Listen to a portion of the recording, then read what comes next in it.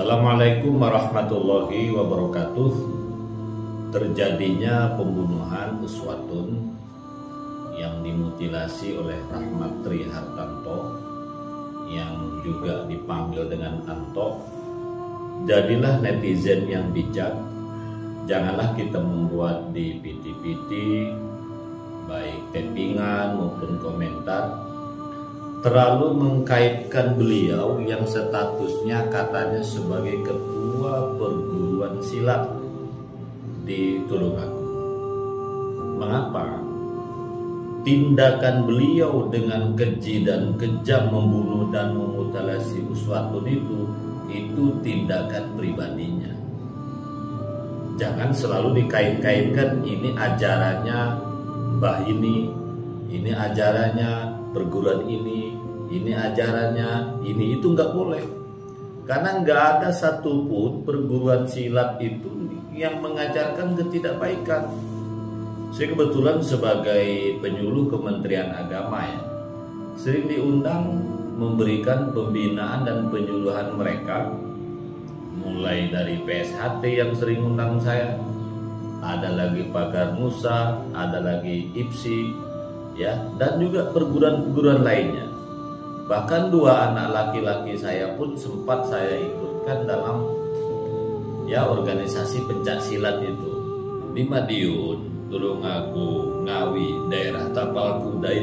Itu hal yang sensitif, mengkaitkan seseorang yang kurang baik dikaitkan dengan perguruan, karena disitulah pusatnya perguruan itu.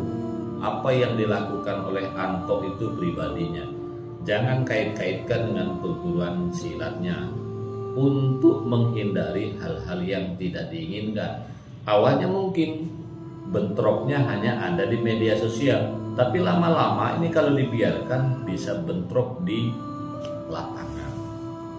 Bapak polisi saja ketika menyampaikan dalam konferensi persnya tidak menyebut perguruan tinggi apa, karena beliau tahu ini hal yang sensitif di daerah Tulungagung dan sekitarnya.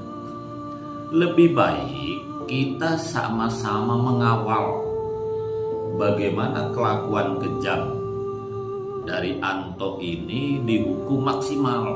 Kita tak usah persoalkan apa latar belakang pekerjaan Uswatun. Itu soal lain, tapi kita pastikan Anto ini dihukum maksimal. Kalau perlu hukuman mati, itu hukuman maksimal. Kenapa? Supaya tidak ada kejahatan-kejahatan yang sama. Karena pembunuhan dengan mutilasi ini kan sering terjadi di Indonesia. Apakah ini masuk cocok kalau dihukum mati? Menurut saya cocok ini. Pasal pembunuhan berencana itu tertuang dalam pasal 340 KUHP, itu yang dihukumnya 20 tahun seumur hidup atau hukuman mati. Jadi kalau pembunuhan berencana itu hukumannya bisa hukuman mati. Nah, kalau menurut laporan polisi, karena ini pembunuhan berencana tapi masih tetap dilakukan penyelidikan ya, setidak-tidaknya unsur-unsur pembunuhan berencana dalam pasal 340 KUHP ini begini. Yang pertama, pelaku adalah manusia. Masuk satu Anto kan? Yang kedua, pelaku memiliki niat dan kesadaran untuk menimbulkan akibat tertentu. Ini kan ada niat, karena ternyata niat membunuh bukan dadakan, memang direncanakan dari awal. Ada waktu jeda antara perencanaan dan tindakan, jadi ada jeda. Contoh, kalau saya ketemu kelahi dulu langsung membunuh, itu bukan berencana. Tapi kalau sudah disiapkan, dijemput di sini, nanti di drop sini, semuanya dilengkapi, lakukan tindakan pembunuhan, bahkan dipancing dulu dengan mau dikasih uang 1 juta, itu kan berencana namanya. Kemudian yang terakhir, ada waktu tertentu untuk melakukan pembunuhan. Arti berencana, eksekusinya di mana?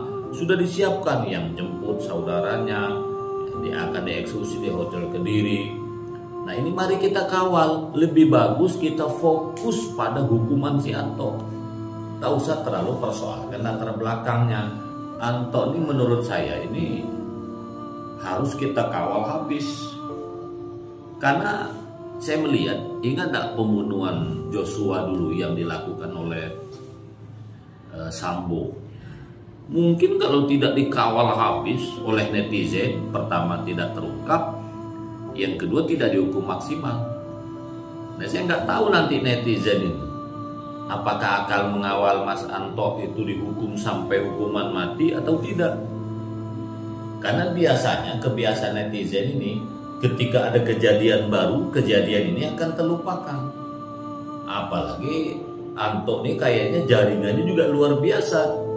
Menurut laporan polisi, selain dia ketua perguruan silat, tentu jaringannya kemana-mana. Nah, beliau ini kan juga ternyata aktif di LSM tentang sosial, bahkan anti korupsi. Menurut Pak Polisi, ketika konferensi pers kemarin, Mas Anto ini juga ternyata sering masuk ke polisi segala macam untuk orasi. Bahkan konon katanya jual beli mobil bodong. Maka harapan saya, tegakkan hukum agar kejadian yang serupa tidak terulang lagi. Saya sebenarnya agak timbul tanda tanya. Sedendam apa sih kok sampai dimutilasi? Orang itu biasanya sampai nekat melakukan tindakan biadab, membunuh sekaligus dimutilasi, itu ada 3 kemungkinan biasanya. 1, ucapan yang sangat pedas. Yang kedua, otaknya sedang tidak waras, ada gangguan jiwa. Yang ketiga, ada pengaruh ilmu yang kurang baik. Beda itu. Jadi 3 ini. Nah, yang saya agak khawatir, Anto ini juga punya ilmu-ilmu tertentu. Maklumlah dia katanya ketua perguruan dan juga aktif bermasyarakat, bisnis mobil bodong. Biasanya banyak guru-guru yang dilalui dengan harapan mungkin supaya kebal, lolos dari jeratan hukum dan segala macamnya. Karena salah satunya juga kenapa sih mayat itu harus dipisah sedemikian rupa sampai hampir satu provinsi. Ada yang letak Tulungagung, ada yang di Ponorogo, di Eksekutif Kediri, ada pula yang di Ngawi. Kalau sekedar menghilangkan jejak, letakkan saja di satu kecamatan tapi tempatnya bertauhan. Dan kepolisian penyidik, alhamdulillah syukur, kita terima kasih Pak Polisi telah melakukan tindakan yang luar biasa.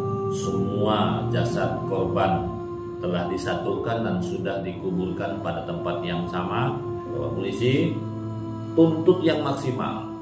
Kita sebagai netizen jangan mengkait-kaitkan beliau bisa melakukan tindakan seperti ini karena perguruan silatnya yang salah. Pertama, tidak ada satupun perguruan silat itu yang mengajarkan tidak baik. Yang kedua, khususnya daerah Madiun, Ngawi, Tulungagung, daerah Tapal Kuda itu ya, ini hal yang sensitif, saling singgung masalah seperti ini. Tapi harapan saya inilah yang terakhir, mudah-mudahan tidak ada kejadian lagi. Cukup sekian. Assalamualaikum warahmatullahi wabarakatuh.